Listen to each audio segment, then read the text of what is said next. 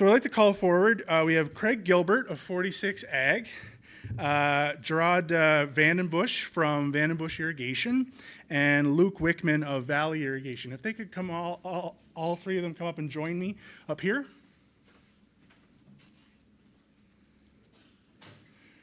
So each of our gentlemen here are going to give us about 10 or 12 minutes or so with a slide deck or some presentation information on their technology that their companies are selling or the products that they're representing. And then at the end, we'll have an opportunity for some questions and some back and forth. So I'm going to start with Craig with 46 Ag. If you don't mind joining me up here, sure. Craig. Here's your clicker. The big green one is to advance, and that's your pointer. And to go back is the red one. Okay. Okay? Great. All right, thank you. It's a pleasure to be here. Put this a little lower. Yeah, so as Ryan mentioned, my name is Craig Gilbert with 46 Ag. We are the Atlantic Canadian 360 rain dealer. I'm going to show you a quick little video about what the 360 rain unit is, and then as we speak about it, that will make a little more sense. So I believe this one should have a little sound on this one. Yeah.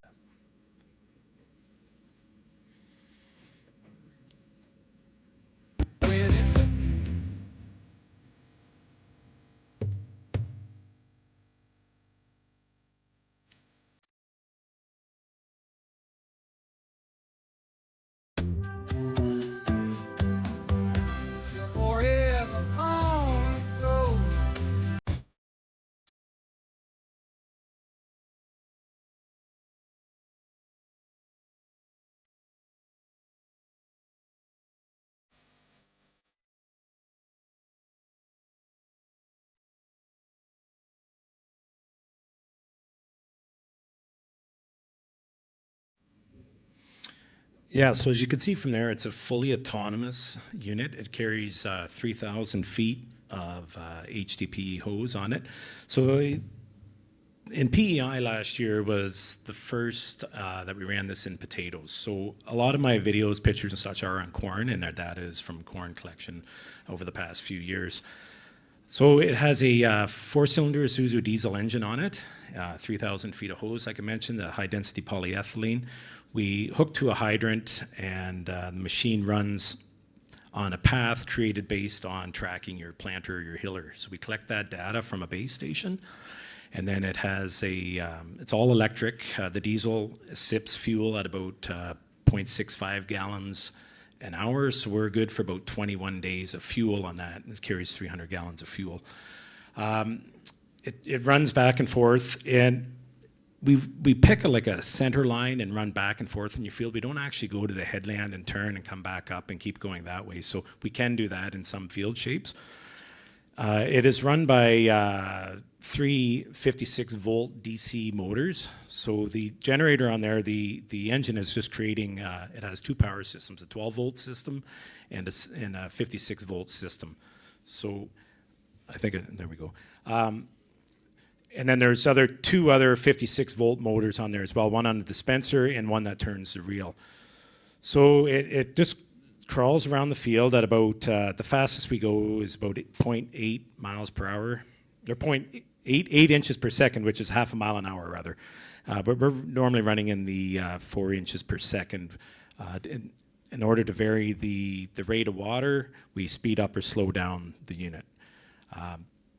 So for potatoes, we've had to make quite a few changes. Believe it or not, we had to raise the machine up to get the reel up out of the potato canopy. So it's substantially higher than when we run in a cornfield. So the booms are quite high. Again, being the first to run this in potatoes, we did have quite a learning curve, and we had to rely on the irrigation experts on nozzle selections as well.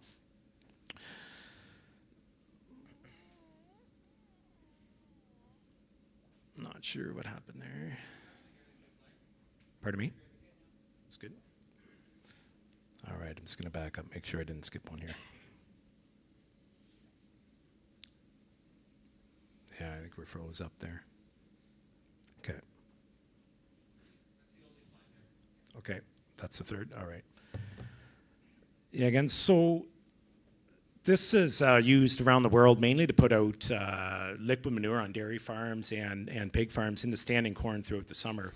So the adoption of this for a widespread pattern, we had to replumb everything to increase the pressure.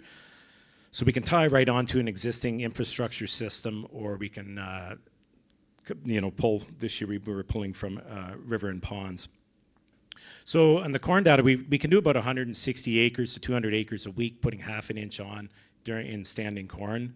We put usually 30 to 40% manure with the water. We have a blending system that puts that through. So in the potatoes, this here is what we call the 50-yard line. So you run out, every field is going to be different. This is just a representation of a simple field. We would, the black dot in the center would be a hydrant, and then we would run out and just keep turning, building those rows in and out. And so we turn the water off on our way down on the center passes so our tires aren't getting wet. And then on the way back, those come on as well, and water that in behind. So we have pressure regulators on there to try to balance the system out and pressure balance it across, and different nozzle selections so that we are putting twice the rate on those center rows just to keep the tires, keep them dry.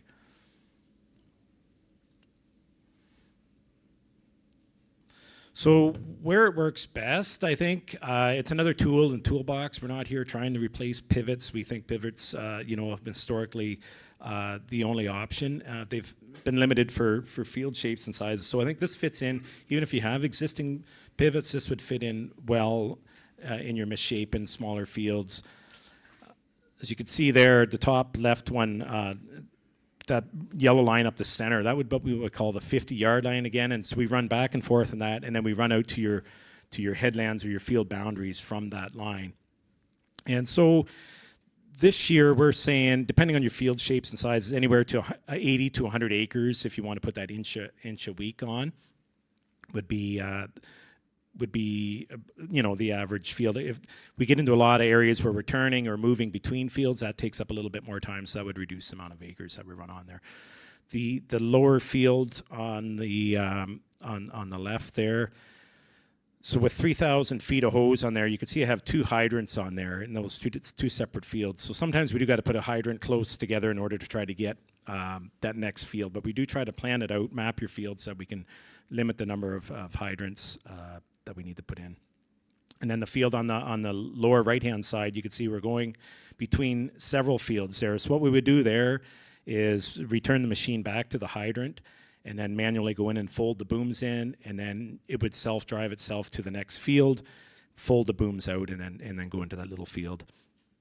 And so we had a lot of success with that. The machine tracks phenomenally well. Like I said earlier, we do establish a base station, and then as almost like a survey stake, and all our georeferences are from that. So we do a geo fence, put any type of obstacle in, like power lines, ditch banks, anything like that. The machine is capable to run over like small bridges as well if you need to bridge a ditch or a waterway to get through.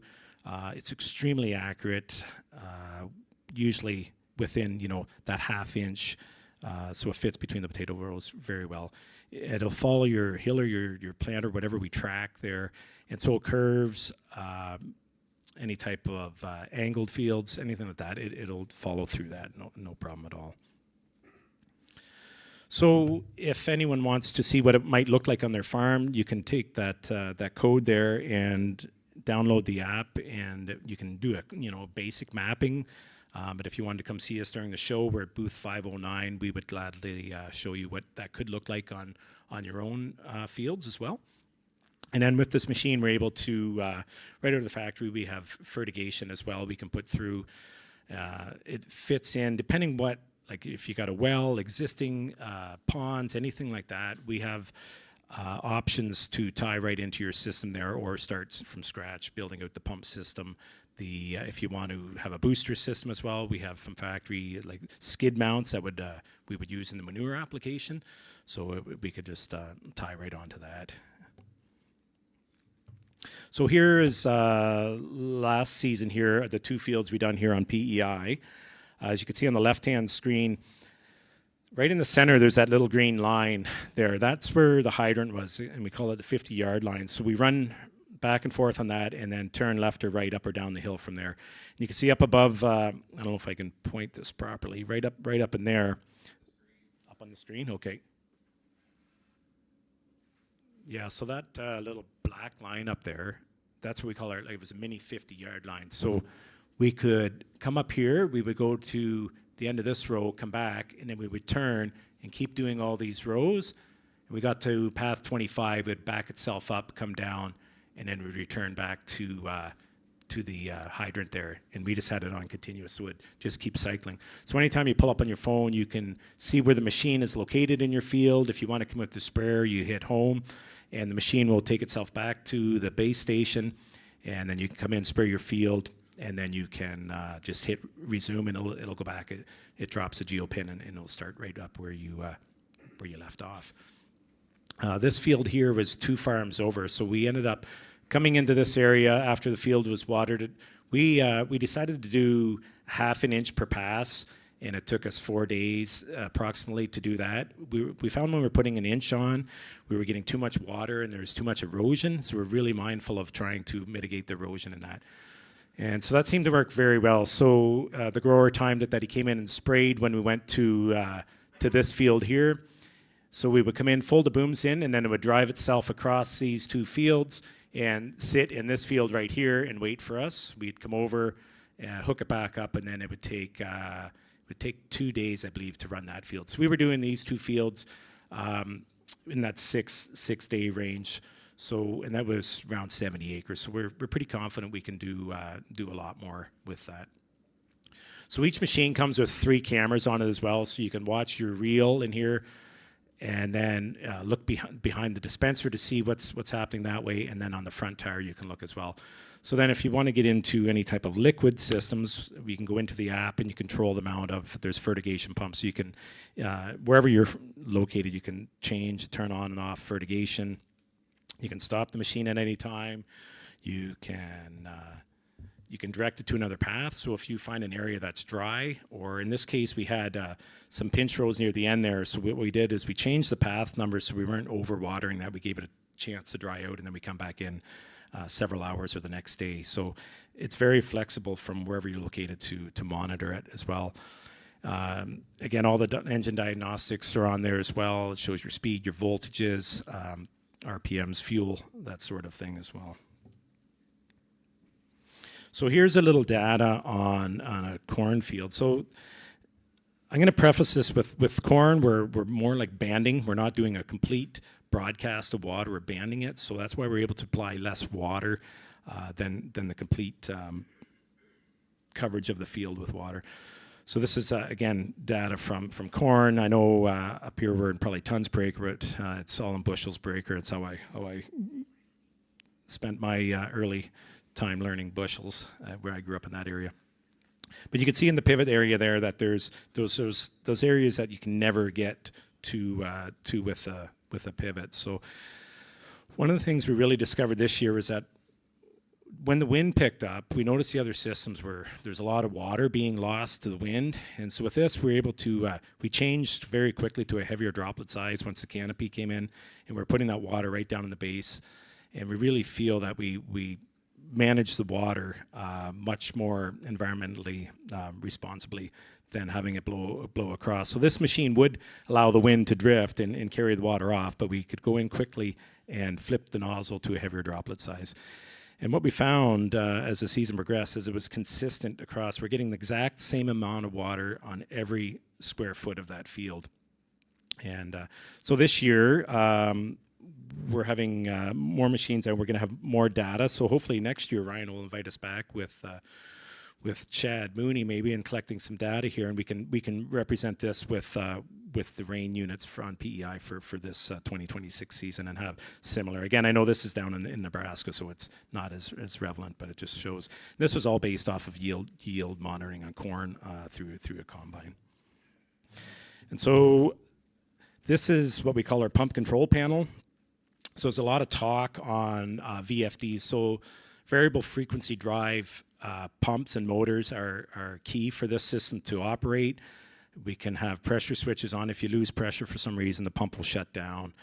You can, as we turn it on and off our electric valve system, the pump will ramp down. So this is a standard pump control panel. There's a few extra, those purple boxes in there. Those are called VFDs. And so they control the pumps. On this one here, it's got a booster pump. It has fertigation as well. And for the 2027 season, we'll have commercially available dry fertilizer system that we inject directly into it as well. It's been being tested right now and finalized in South America. And there's a few beta systems up here in North America for this year. So we're going to be able to, if you want to have a dry hop or a fertilizer blend there, it'll go into a venturi and it'll dissipate into the water system. So that's really interesting as well. And that, along with any type of dry products, lime even, or any type of product you want to put through. So this is kind of key to the heart of the system. There's a few control boxes in there, one for our GPS system, and then one for our monitoring system from your phone as well. So we can communicate through cell or 900 megahertz as well.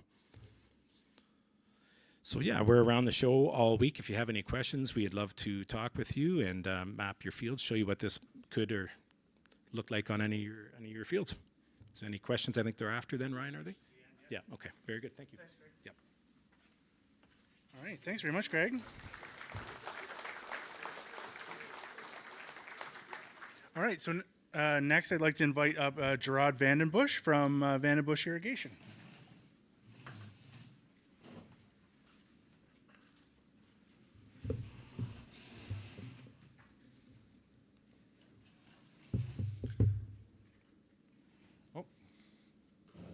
Hi, everybody. My name is Gerad Vanden.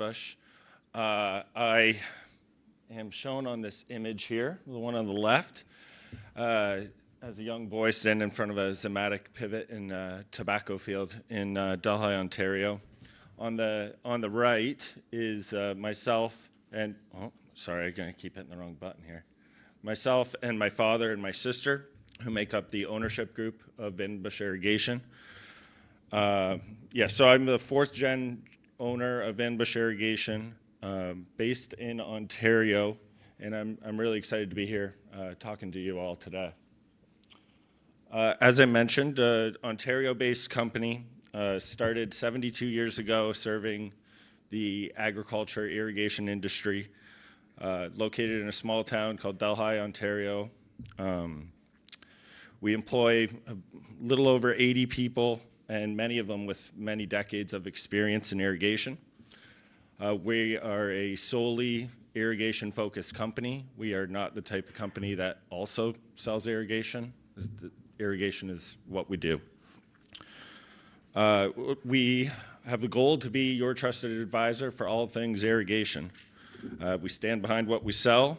We're very customer service oriented, and we truly believe that all the tech in the world is great, but really when people get the lifetime value of their investment that they put into irrigation, that comes from the people that stand behind it and the service that comes with it to make sure that this thing operates the way it should for the entire lifespan, which anybody who's investing in irrigation knows that it's a big investment, and it's an investment that you are looking to pay off in decades, right? Obviously, a couple drought years can change that really quickly, very quickly. But overall, we want to make sure that every customer of ours gets that full lifetime expectancy of what they're purchasing. Sorry, hopefully everybody can hear me okay.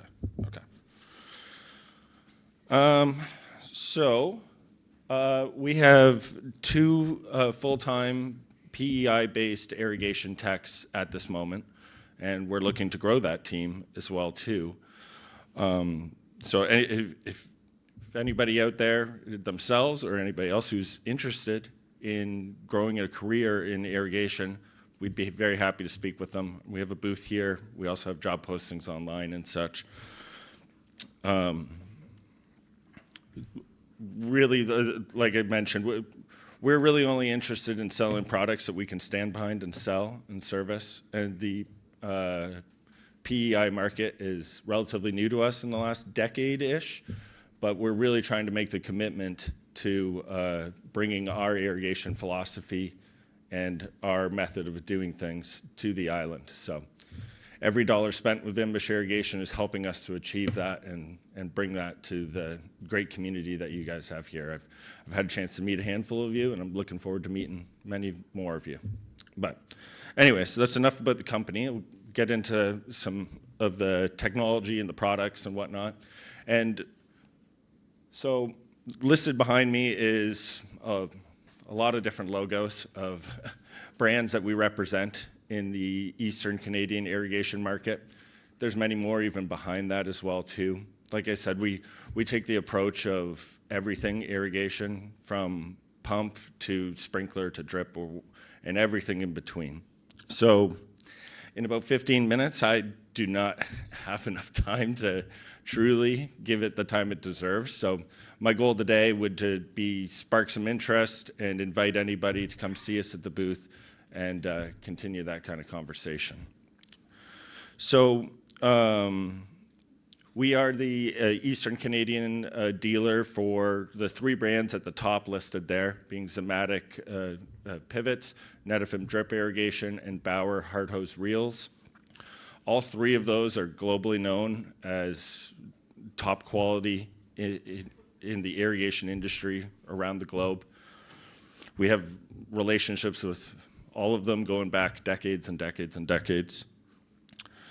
We have many other very irrigation-focused brands, right from the old, reliable, trusted types of products to many that are on the cutting edge in technology.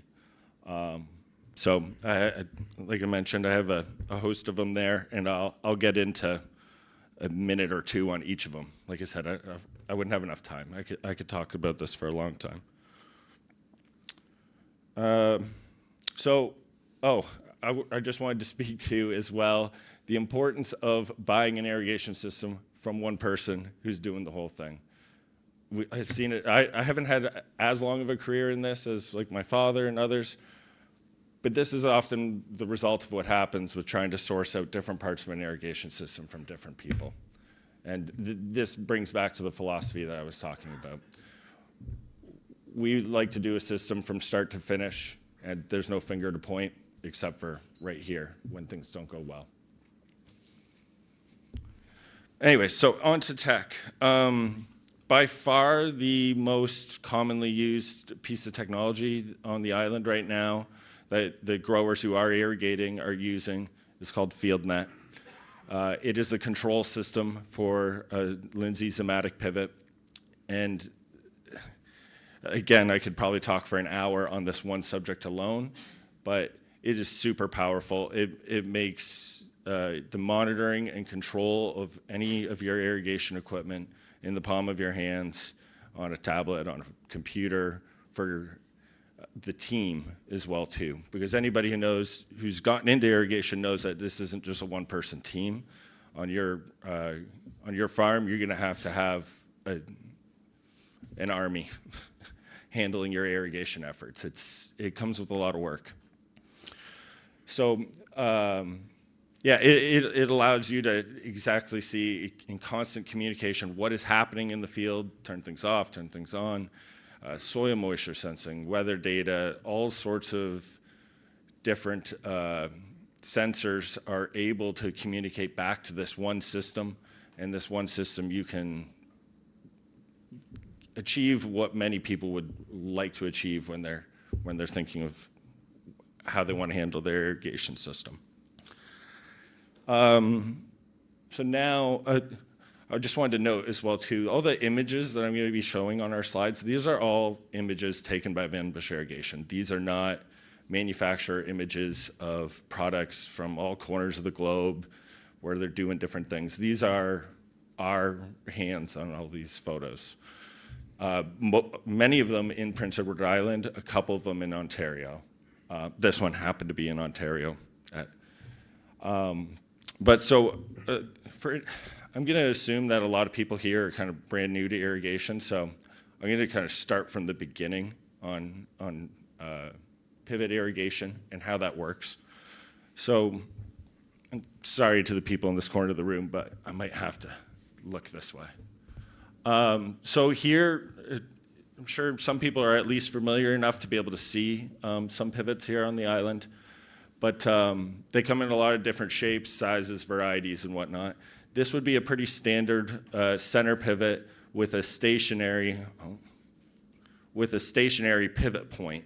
The pivot point is known because that's where the pivot is traveling around from. So that one is in a location that it's not going to move. What's a lot more familiar to people on the island would be a pivot point that would look like this on wheels. That's called a towable irrigation pivot.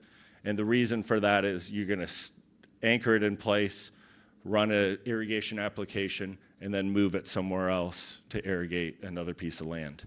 A lot of our customers are doing this in a way that they're running one application and then moving it down the field, running another location, and then in between your crop rotations in years to come as well too, they're moving this from field to field. When you're moving it from field to field, you can take them apart at the towers and then transport them easier.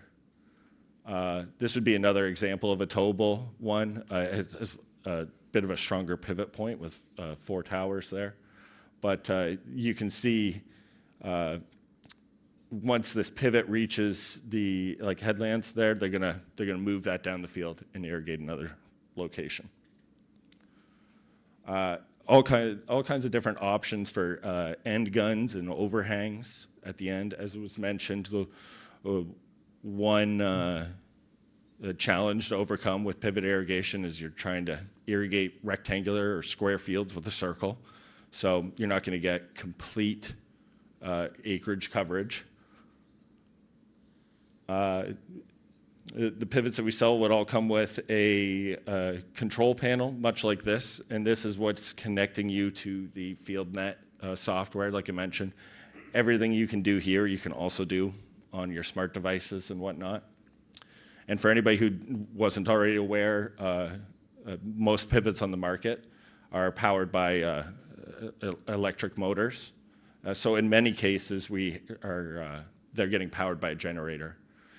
Sometimes, in some cases, it can make sense to actually bring electricity right to the unit. It makes a lot more sense if you have a stationary pivot point and not one that's moving. If I back up a little bit, you can see a lot of times on the towable ones, we're mounting the generators onto that towable pivot point.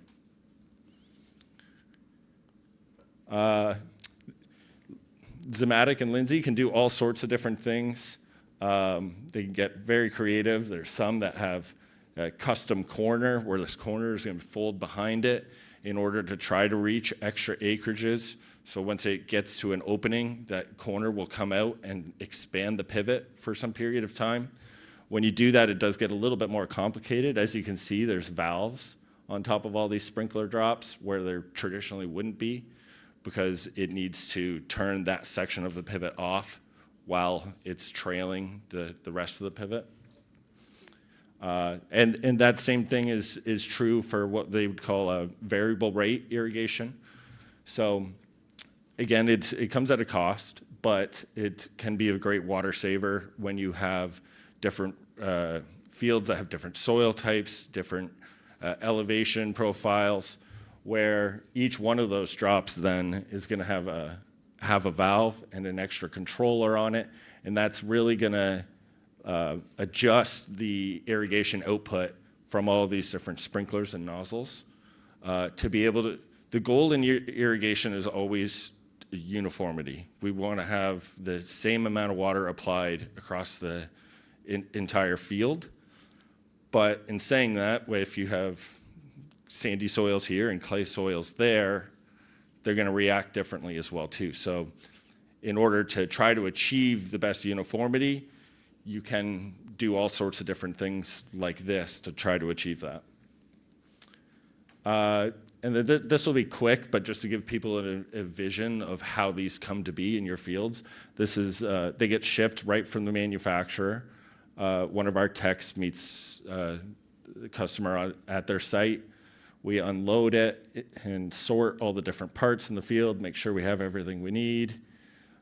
We supply one tech to build these and then ask the growers to supply 2 to 3 laborers with some equipment to be able to lift these. And those tech positions are the positions that we're hiring for now. Like I mentioned, we have 2 of them.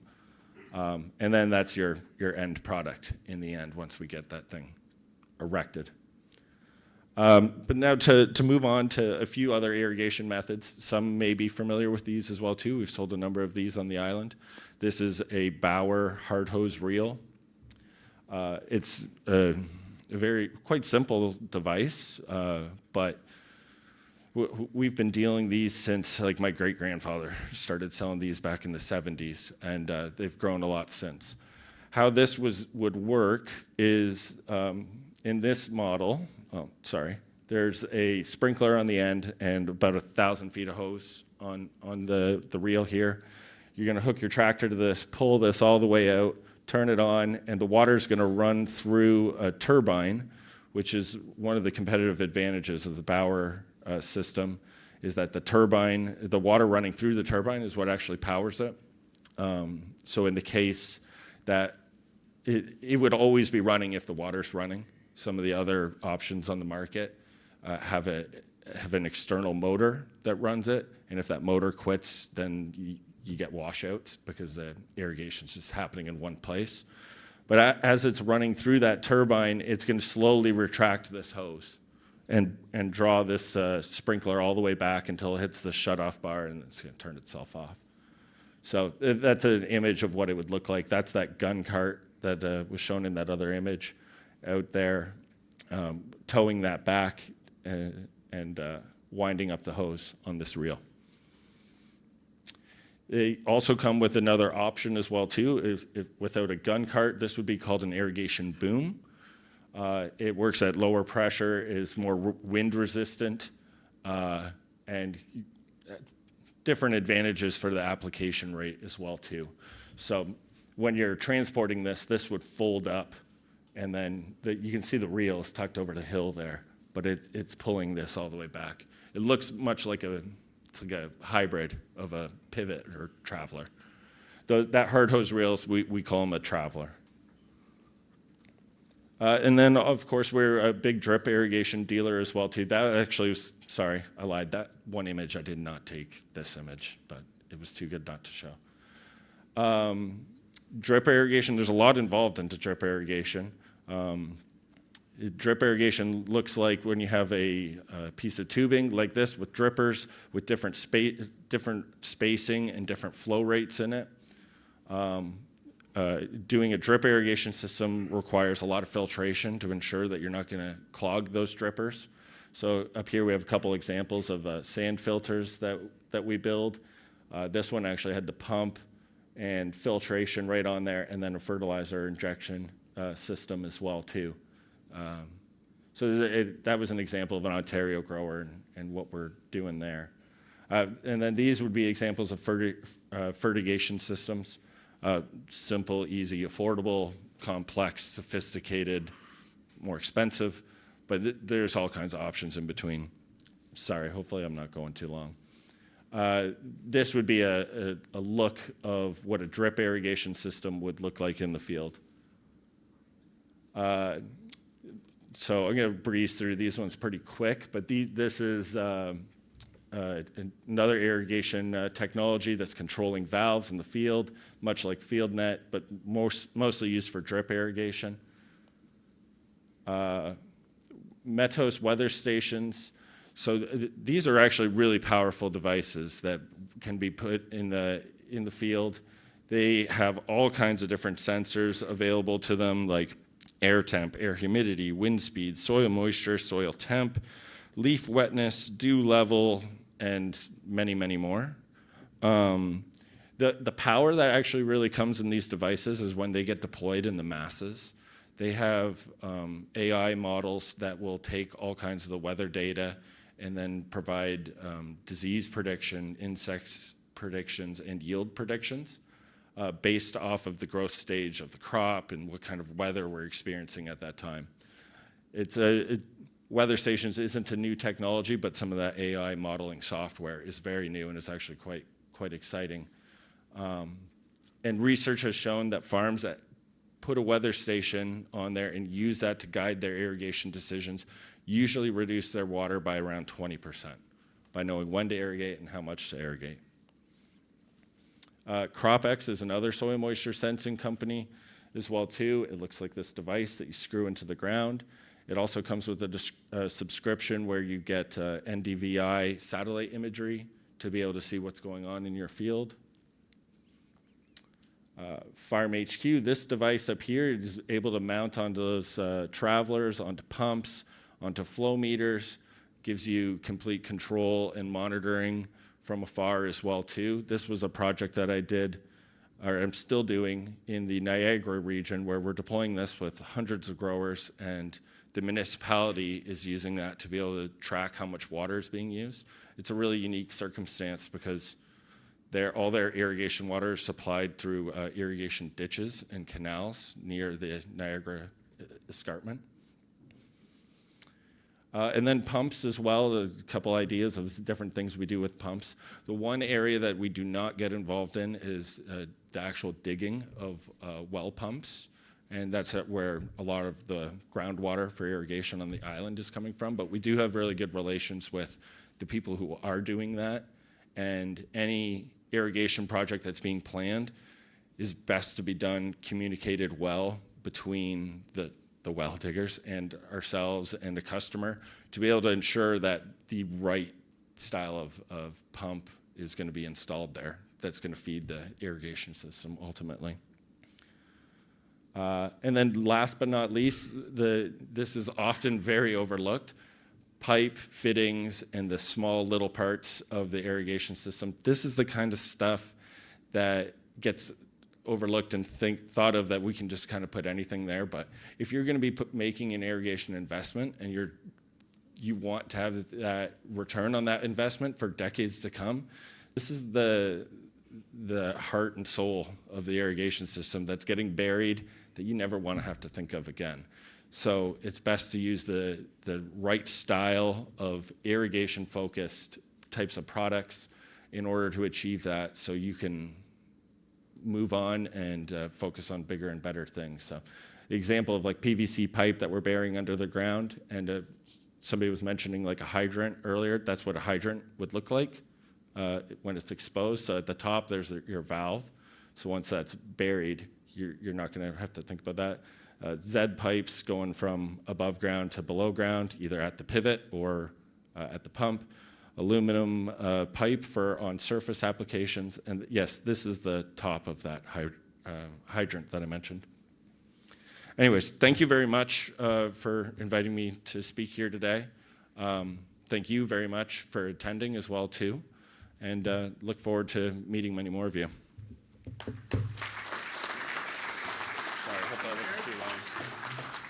Thanks a lot, Gerad. Appreciate that. So our last presenter, and if any of you guys are looking for seats, so there are some seats up here at the front if you want to grab a seat before, and there's a few here.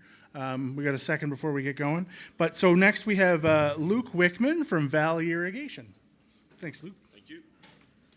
Hey, come on in, folks. There's lots of seats up here. If you're in the back, we'd like you to be able to see.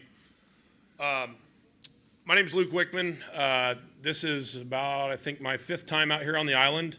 I was lucky enough to be here just a little over a year ago, and I got about 90 minutes to present to the group. So I don't know if I did really good or really bad, but I only get about 9 today. But thanks for having me back. I want to get my thank yous out of the road first because I think that's probably the most important. Thank you to Cavendish for having me out last year, and to the money that you're pumping into irrigation here on the island. Without you guys kind of jump starting that, we'd kind of be where we've been the last 20 years, which is struggling to get irrigation moving out here. Certainly thank you to the government here on PEI. Okay, what you guys are doing to partner with the growers on the financial side of the business is incredible. So thank you very much for that. Thanks to our friends at 46 Ag. That 360 rain product is really, really cool. I live about 45 minutes from where it was developed, so I'm very, very familiar. In fact, I approached our parent company, Valmont, and tried to get them to buy that because I think it's a cool product. I don't think it's a competitor to Pivots. I think it's a cool sideline product. So thanks to them. And then I want to thank Gerad. for doing my presentation for me. So just everything you just saw, picture it with a blue panel, okay? And you're going to see a lot of repeat stuff, okay? So thanks, Gerad, and hats off to you for being a fourth generation owner. That's incredible. I've been in this business quite a while now, and I've seen lots of businesses get started, second generation kind of maybe tear it up, and the third one go out of business. So that's an incredible job, man. This is not an easy business. Irrigation work is either really, really cold, like it is right now, and you're building in snow, or it's really, really hot in the summertime, okay? It's not luxurious, okay? It's not pretty. It's really, really hard work. So good job, man. I'm proud of you. So I work for Valley Irrigation as the Northeast Territory Manager, and I cover all of Eastern Canada. And so I'm here today representing HJV. Dave Vanderzag over here is our owner. And hats off to you, Dave. You've been a Valley dealer for 32 years on the 3rd of this month. So thank you very much for your service. When I first started with Valley, Cavendish was our Valley dealer out here on the island. So we've been represented out here for quite some time. And about 5 years or so ago, they called me and decided that they weren't putting enough effort into it and weren't doing the name justice.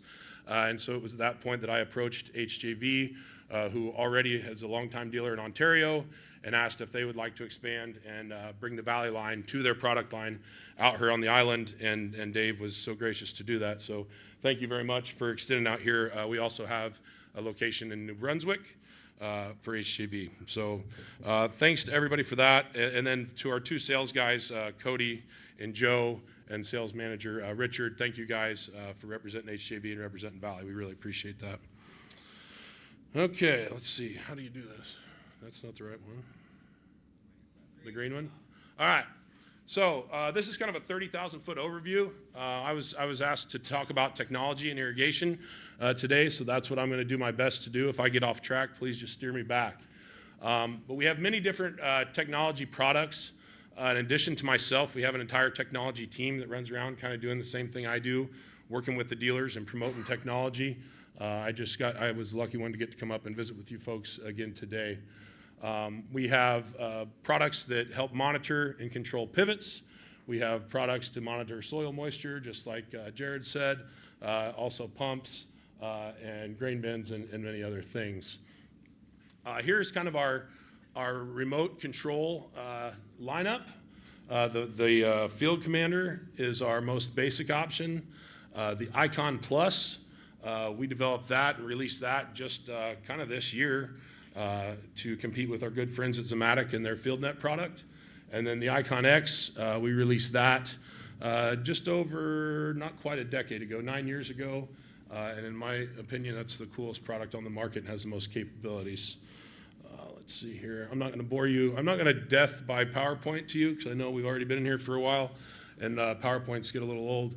But with those secondary products, those are aftermarket products that can go on any brand of pivot. So here on the island, mainly Valley and Zimmatic, across the globe, there are lots of other brands of pivots, okay?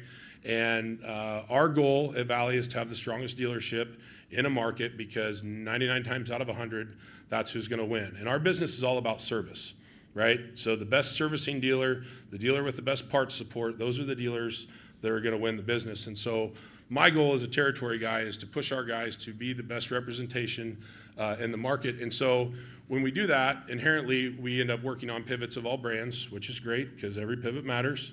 But our products we can put on any other brand of pivot. Okay, here's kind of just a comparison slide. Both products do very, very similar things, like Gerad said earlier.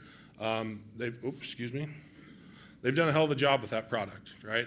They've got lots and lots and lots of them out there. Ours is a little more interactive, and you can do a couple more things at the pivot point.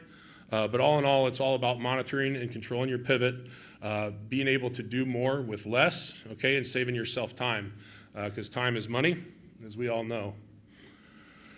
Let's see here. So our Icon series of panels, the main blue panel that goes on a pivot, okay, we launched that in 2017.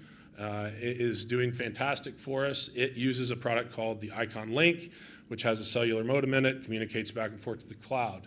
If you have older pivot panels, older legacy Valley panels, i.e. Pro 2, Select 2, etc., we use a product called the Commander VP. Again, very similar to the Icon Link. It just sits in the panel and communicates back and forth. And then, of course, the Field Commander, which was kind of the legacy AgSense product. We also do lots with pumping. We have an entire division at Valley called Valley Water Management. This group we've got some guys based in Georgia, and then we have Valley Science and Engineering out in Oregon and Washington. But if you have a unique project where, say, you're pumping out of a stream or a river or a pond, we have groups of engineers and soil scientists that can come in and help us. Say you need to build a pond. We have entire teams that can help do that kind of stuff.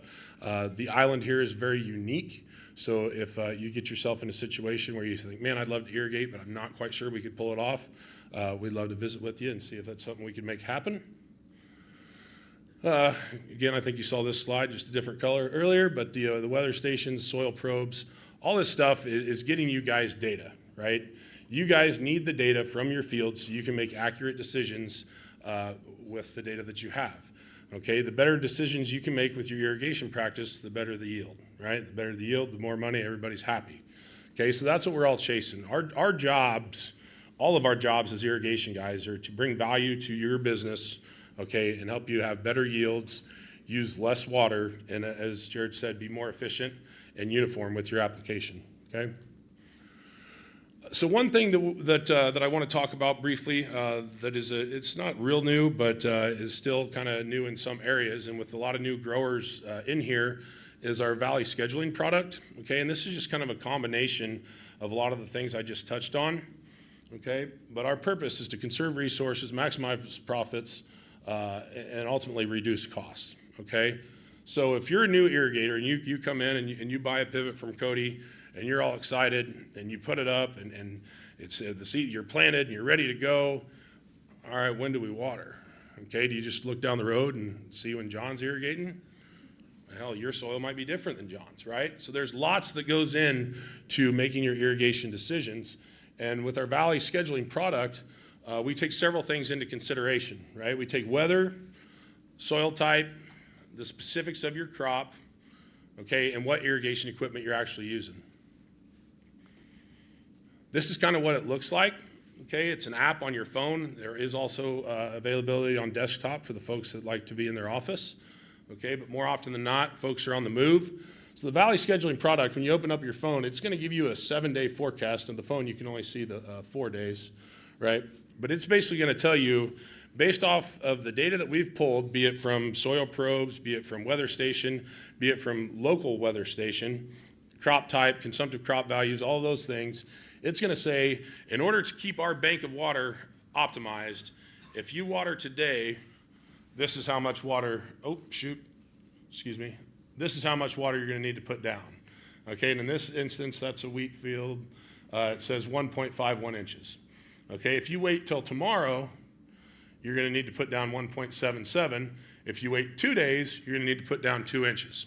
Okay, so this is giving you a snapshot of what you need to do to keep your field in optimum water holding capacity so that crop can really flourish. Okay, the second image here, this is of the root zone. Okay, and we're able to determine this with the soil moisture probes that we use, generally by Syntech. They're 36 inches, they've got 9 sensors, so every 4 inches. So we can tell on the graph how deep the root zone is based off of where the water uptake is after an irrigation event, or a rain event for that matter, okay? So that root zone grows over time, okay? And is really, really neat to watch through the app. So you can see where you're pulling water from. And then last, the MVDI, I think Gerad touched on that as well. So, the more data you guys can have at your resources is gonna be, or at your fingertips is gonna be best, okay? Kind of lastly here, variable rate irrigation. Hats off to the potato market. Year in and year out, the potato market is our most consistent group of customers. It seems like no matter what the price of potatoes is or what the weather's doing, potato growers always need to irrigate. So without the potato market, I know we'd be in a world of hurt, because corn and beans down where I live and even up here have been pretty tough the last few years. So thank you guys and gals, all the potato growers. So we have several different types of VRI. The most basic is speed control, and that's just controlling the speed of the machine, right? If you've got a sand hill over here on this quarter of the field, you're gonna wanna slow that machine down and put more water on, okay? And if you get over to this side and you've got a muck spot or a low spot, you're gonna wanna speed it up and get through there and put down less water, okay? More efficient, less water usage, okay? Optimizing the crop. Okay, the second type we have is zone control, and this particular image is of a linear machine. Okay, and you can see how that field is kind of busted up into a bunch of squares or rectangles. We see this a lot on research farms and seed farms, okay? But they're broken into zones. So the VRI might be based off a bank of maybe 7 or 10 sprinklers, okay? And those zones will turn on and shut off as they're going over the different sectors. And then the last picture is full-blown VRI, is what we call IS, which stands for individual sprinkler. So every single sprinkler on the machine is controlled individually, and that's when you're really, really optimizing your water usage, okay? Just a better image of how any Valley machine equipped with AgSense has the capability to do the speed control. Okay, so you can do up to 180 different zones. I don't think you'd ever do that, but you'd have the ability, so you could have the ability to do it up to every 2 degrees, okay? One really cool thing is if you have a part circle machine, we're always concerned about kind of overwatering at the barrier, okay? If you're putting on a 1/2 inch application, you go across, you put a 1/2 inch on your field, well then you gotta come back, okay? Now if you leave it at a 1/2 inch, right, you're putting almost you're putting an inch over here essentially, and this side over here is starving. So what we kind of do with these bidirectional speed tables is we kind of speed it up as we're going into the barricade and then slow it down coming out. Okay, this helps with water efficiency. This also helps with wheel tracking or tire ruts, okay? When you put down a bunch of water and you have to go right back over it, you got a better chance of making ruts, which is harder on the machine, causes more service costs down the road. Okay. Can you press play on that video here? Well, hang on just 1 second. This last thing I want to show you here before I wrap up is called X-Tech. Years ago, we had some folks in the potato industry wanting a higher speed option. And so when I talk about these numbers, everything I talk about is based off a 7-tower quarter-mile machine. Our standard speed machine takes about 16 hours to go around in a circle. And then we sell what's called our high-speed machine, which is a 68 RPM center drive. That'll go around in 8 hours, okay? We developed a few years back a product called X-Tech to get around even faster.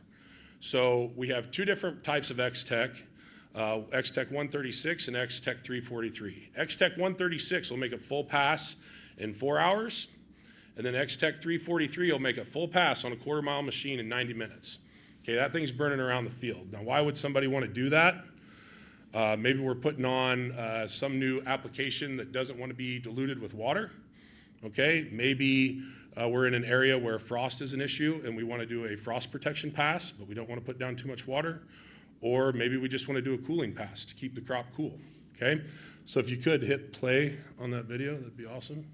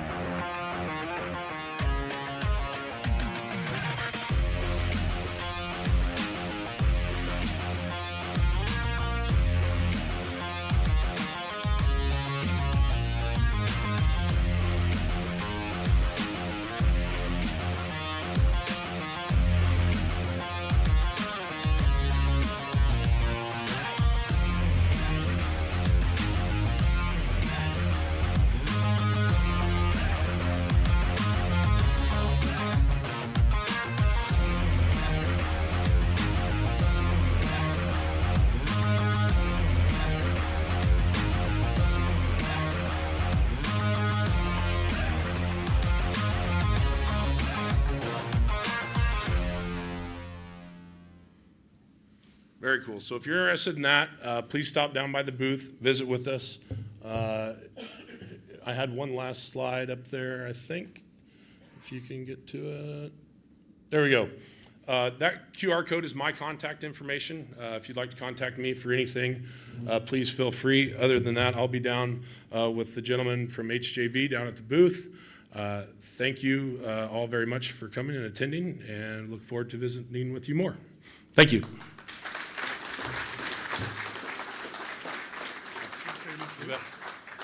So thank you very much with three terrific presentations from people that are very passionate about their products and about what they have to offer.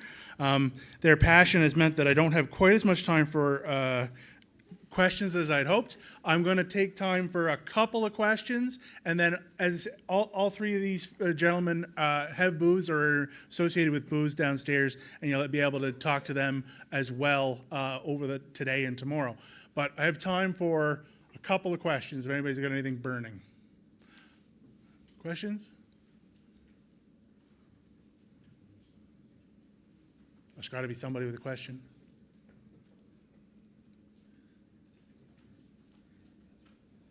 Okay, I have a question. I have a quick question.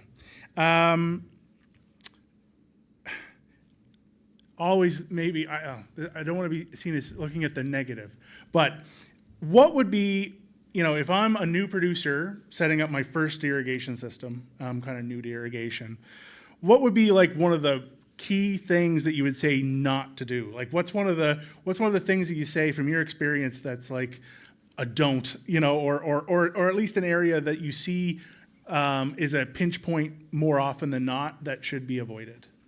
And I think your mics are on there. I'll jump in first here. The most important thing in irrigation, I would say, to not do, based off of me being out here a year ago and then the summer that we had last year, is wait. Okay? If you're thinking about it, do it. All right? We're here to help. The government is here to help. Don't wait and cost yourself a bunch of money again. Ever the salesman. I think to build on that too, I don't know if this is a don't, but maybe just an expectation that of having realistic expectations going into it and an understanding of the amount of planning that takes to go from that situation to having an operating system. Sometimes it can take months, years in order to build up that infrastructure, water availability, digging ponds, all sorts of different things to get there. Right. I guess. Yeah, and only being into this for the year, we're just seeing this winter how long it's taking to get approvals and working with well drillers and, weather, and in the spring, half load season's coming and mud season's coming. So I would say don't wait on applying for your applications, basically. Okay. Well, I'd like to thank all of our speakers. Let's give them all a round of applause.